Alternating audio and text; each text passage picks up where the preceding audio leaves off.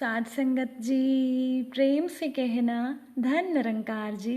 एक नई साखी के साथ स्वागत है आप सभी का आपके ही अपने चैनल पर।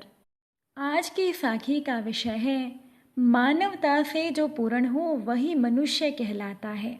बिना मानवता के मानव भी पशु तुल्य रह जाता है। तो चलिए सुनते हैं आज की ये साखी।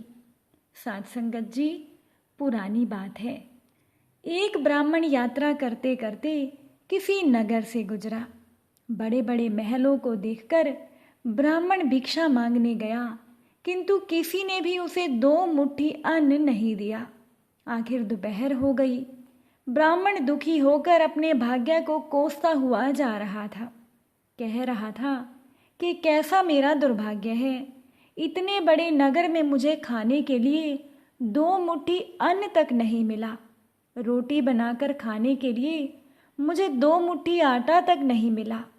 इतने में एक सिद्ध संत की निगाह उस पर पड़ी। उन्होंने ब्राह्मण की बड़बड़ाहट सुन ली। वो बहुत बड़े पहुँचे हुए संत थे।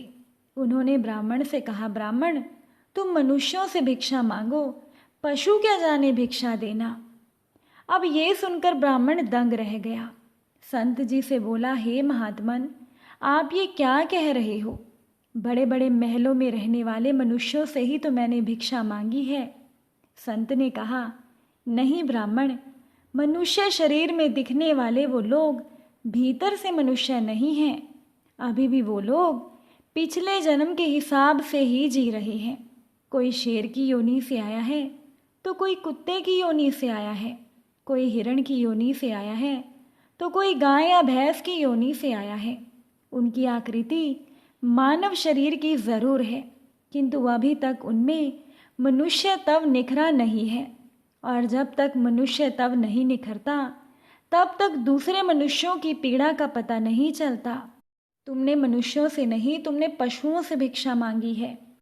संत ने ब्राह्मण से कहा, देख ब्राह्मण, मैं तुझे एक चश्मा देता हूँ।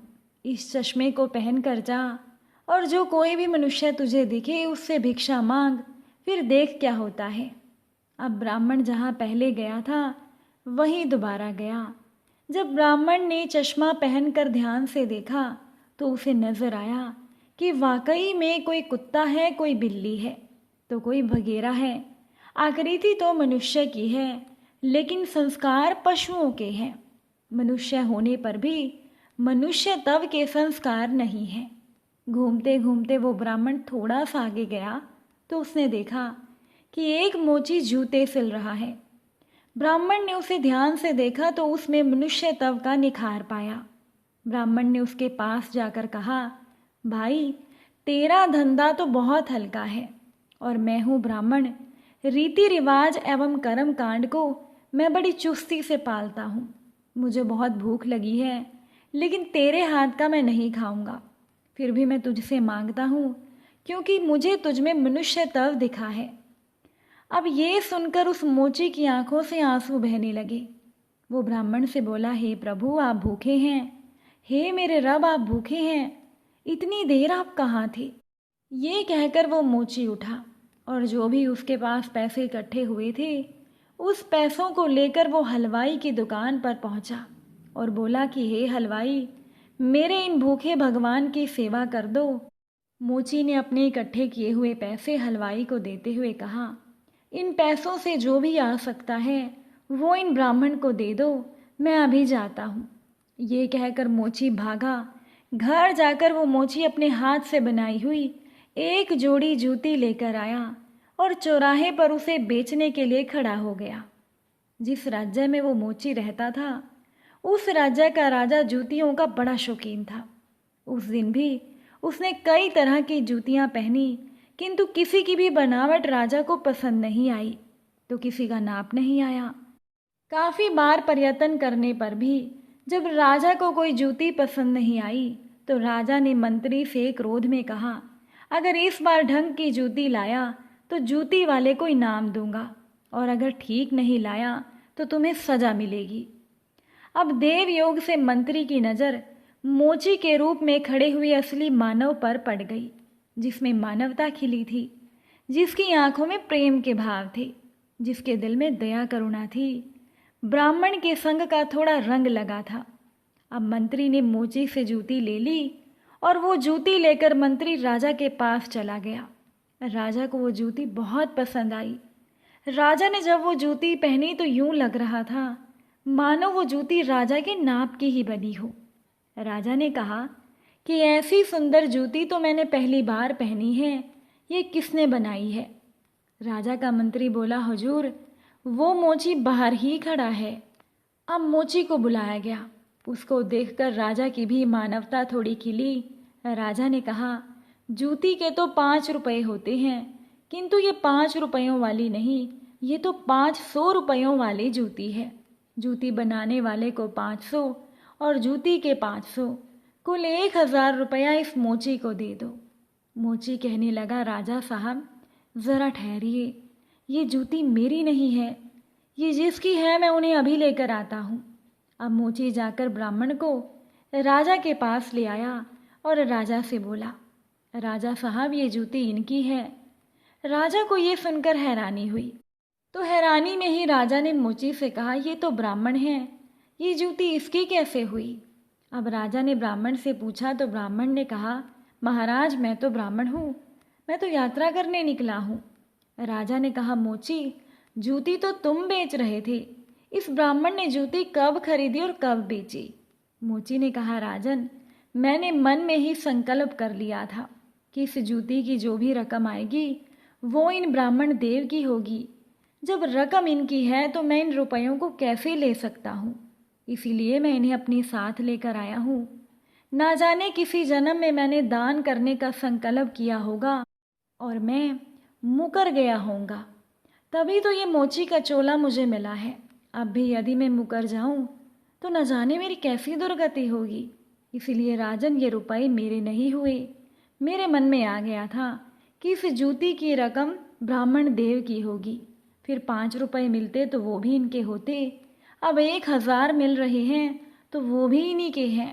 मेरा मन बेईमान हो जाता, इसीलिए मैंने रुपयों को छुआ तक नहीं और मैं रुपयों का असली अधिकारी आपके सामने ले आया। राजा ने हैरान होकर ब्राह्मण से पूछा, मोची से तुम्हारा परिचय कैसे हुआ? अब ब्राह्मण ने राजा को उन संत महात्मा के द्वारा दिए गए चश्मे की सारी बात बता दी। राजा ने भी हैरानी से कहा, लाओ ब्राह्मण देव वो चश्मा जरा हम भी देखें। राजा ने जब वो चश्मा लगाकर देखा तो राजा को खुद के दरबार में कोई तो सियार दिखा, कोई हिरण दिखा, कोई बंदर दिखा तो कोई रीछ दिखा। राजा हैरान हो गया ये सोचकर कि ये तो पशुओं का दरबार भरा पड़ा है। अब राजा को लगा जब ये सब पशु हैं तो मैं कौन हूँ। राजा ने आईना मंगवाया और उसमें अपना चेहरा देखा तो राजा की हैरानी की सीमा नहीं थी। राजा को खुद के चेहरे के रूप में शेर नजर आया। राजा ने सोचा, ये सारे जंगल के प्राणी और मैं जंगल का राजा शेर, इनका राजा बनकर बैठा हूँ।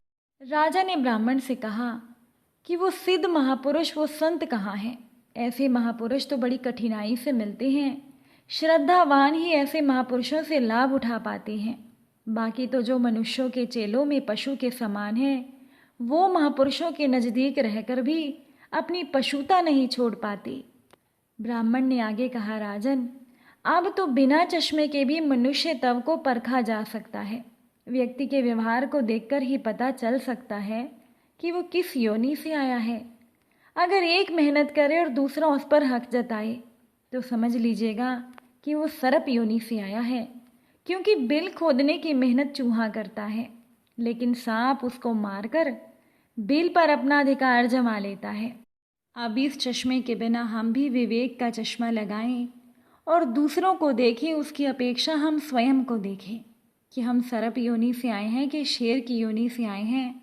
यह सचमुच हम में मनुष्यता खिली है, और अगर हम में पशुता है तो वो मनुष्यता में कैसे बदल सकती है? पशुता को अगर मनुष्यता में बदलना है तो हम कुसंस्कारों को छोड़ दें, और ये कुसंस्कार हमें खुद ही निकालने होंगे। ये तभी निकलेंगे, ये पशुत्व भी हमें खुद ही निकालना होगा। इसीलिए पशुत्व के संस्कारों को निकालिए और मनुष्यत्व के संस्कारों को उभारिए।